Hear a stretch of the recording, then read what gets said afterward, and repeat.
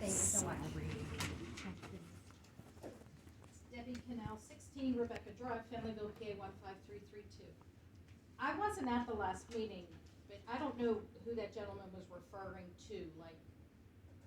Like all of us are shaking our heads like, who is he referring to? I don't know if you're asking me directly. Anybody. Well, it sounds like he's a public member and he has a right to stand up and speak. Uh-huh. And if you want to ask that, I guess he would have to get up and speak if he felt like answering you. I mean, if you're But he described it, he just didn't give a name or anything, and I saw the video of the last meeting, and I didn't see any, ruckus or anything like that where there was a person saying things. Okay, thank you very much. They don't exist. Okay, any other public comment? I encourage the audience that is attending here to please stay for the remainder of the meeting so you can get some facts on what's been presented here tonight. I know that there's a lot of supervisors prepared to talk about what happened at the last meeting. So thank you again for your patience. Moving on to executive sessions. There was an executive session Wednesday, April 27th at 5:10. Mr. Swift, did you attend that? Today? I was here. Okay, alrighty. Item B, department reports, solicitor report. Do you have anything to add? I have a couple of items that have been asked. For the record, before you go on, did anyone else attend the 5 o'clock executive session? It was just you and I here. So, to my knowledge, we were waiting for everybody to get here. So there was no executive session because the other board members didn't show. Okay. A couple items I'd like to just clear up for the record. It's come up over the last couple of months, and this was brought to our attention by Mrs. Puglisi. The township issued, I believe, a W-2 1099. There's too much talking back there, we can't hear.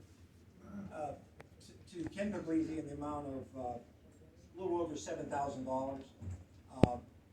I was asked to look into that, and as you know, there is a disagreement between Mr. Puglisi and the township over the amount of money that he is owed for the last year that he worked. That's at the litigation. township. Wait, that's litigation, dude. Excuse me. No. And in going through the records, he absolutely is entitled to monies that he's earned, vacation, and the benefits.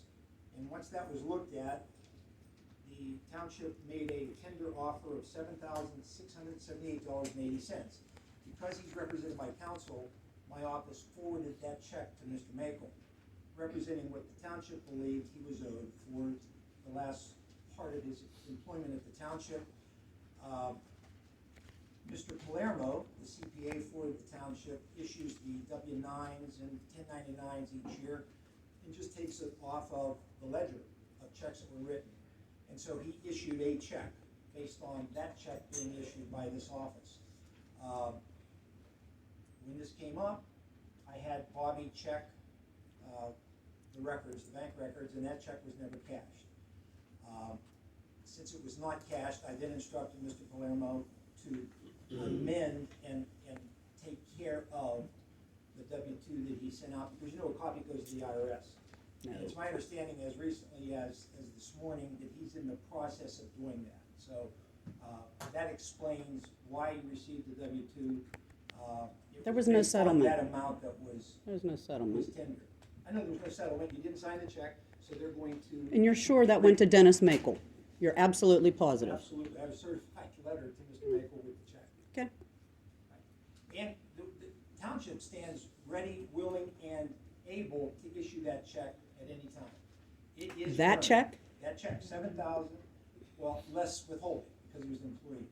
That's already The gross taken, amount is that's the already taken out, 7,600, yes. but I know how to read a check The and a township W-2. I write them. prepared to issue that check. I know. That's not disputed. Nope. That's the Puglisi check. Is my W-2 getting fixed off of my taxes? According to Mr. Palermo, he's fixing it. When were taxes due to be filed? Do you know? Ma'am, I'm just telling you, Mr. How long ago did I tell you about it? acknowledges that How long ago he's did I changing- bring that to your attention? 2 months? Yeah. Okay. You better be kidding me. Now, on the signature cards, I mean, I never took the position that Mrs. Dupree was not entitled by law as an elected official to sign the signature cards. The first half of this is that the banks gave the office treasurer the signature cards that everyone signs. And the bank's rule is, we need your social security number. Well, Mrs. Dupree objected to releasing that social security number. And I have different emails back from her indicating, I'm not gonna give my social security number up. I don't intend to sign any checks. I mean, that was initially how it was. In fact, I sent her a letter asking her to reconsider that position. And I think as a result of some of the fiasco of the last meeting, and it should be noted, I never instructed Bobby or anybody to put that item on the agenda. My position is, these 5 supervisors sit in a fiduciary capacity and are required to manage and hold those accounts. And it's my understanding that arrangements have been made for Mrs. Dupree to go to each of the banks and work with those officials. And once again, to get her signature, you'll have to comply with whatever the bank says in order to recognize it. And I do know that all of the signature cards that have been signed by these supervisors and any other supervisor I've been associated with requires a social security. So that was the upset, that was the mistake, if there was a mistake that was made. But my legal position has always been, she is entitled and needs to be on those accounts. The other item I want to clear up is Mrs. Dupree, I believe, before you were elected, filed multiple right-to-know requests. And one of the right-to-know requests, you had to pay, I think, $15.50 for copies.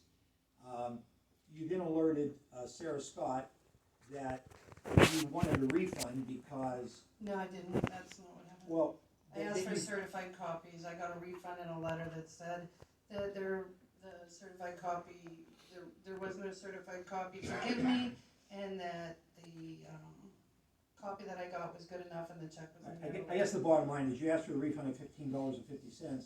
That was sent to you by my office. I checked today with my bookkeeper. It hasn't been cashed yet, but did you get it? Yeah, the question was never that I got it. At the same time that I got it, I came to a meeting and it was listed on the general fund, As a payment? as a check written out of the general fund on the bill pay list. And so I asked Mr. Croon, he happened to be the attorney that was here at that meeting that night, and I showed him, I said, there's a problem here. This is the general fund account, it says my name on here and this check number, but you can see this check came from your office. He said, cash it. Was his exact words, cash it. But it Well- never, how is the general fund, I mean, I know that's just $15.50, but the check didn't come out of the Brentwood Savings Bank general fund. No, I believe it came from my office. It did, but And it then is, we I in- have a and we in copy of the turn bill pay. Included that as a cost advanced by the township, by our office to the township on our The next bill bill. pay says there was a check written to Michelle Dupree for it. I don't think that I that was have ever a signed. copy of the Was bill. it signed? I think I have no idea. Bobby can weigh in as the treasurer. There was a check initially written, and then I was advised to void the check, and the check would be coming from sweat law offices. So that check was never cashed, the township check? No, it was voided. Okay, it didn't show voided on the bill pay. It was voided after the fact. It didn't show voided on any bill pays, even the next It was meeting. voided after the bill pay was done. I was instructed to do that after the bill pay was done. Mm-hmm. Normally when you void a check, it'll show on the bill pay, voided. The next one. Okay, I just wanted to report. Thank you So- so much. Also, was there a like a paper form of the solicitor's report by chance? Cause I didn't A get what? one. The solicitor's report, is there like a hard copy of the solicitor's report, or is it just when you leave? No, it was included in the April 8th. No, I'm talking today. I don't do a report every meeting. I do That's include what I'm the first of asking, the you were month. doing a report, I didn't know if I there was a didn't- synopsis or no, not. Also, for the record, what you had sent me was this registered letter, and it has a lot to do with insisting on my social security number for payment as a supervisor. That To too. which I had said that I am not taking pay as a supervisor, I'm doing this at no cost to the taxpayers. And that was somewhat of your insistence, not so much the, accounts, but you quoted a lot of second-class township code that says that, the township's obligated to pay me, that you are a statutory employee of Union Township and the Internal Revenue Service, that you confirmed this with Scott Colburn of PSATs, that you sent me documentation forms of I-9 federal forms to fill out for payment, although I had told Mr. Palermo in January, I had told, the secretary, assistant treasurer, that I was not taking payment as a supervisor. There's not been a bank I talked to that asked for my social security number, but you and Ms. Singer has multiply asked me for that and many other information. And when I ask, who's asking for this information, I get the runaround. I was asked to ask you for it. Well, could you give me the contact number of who's asking for it? Is there a problem with giving it to me? Can't you just give me the contact with who's asking for it? The only way you asked me for my social security number had to do with payroll forms. And if anybody wants to see the letter,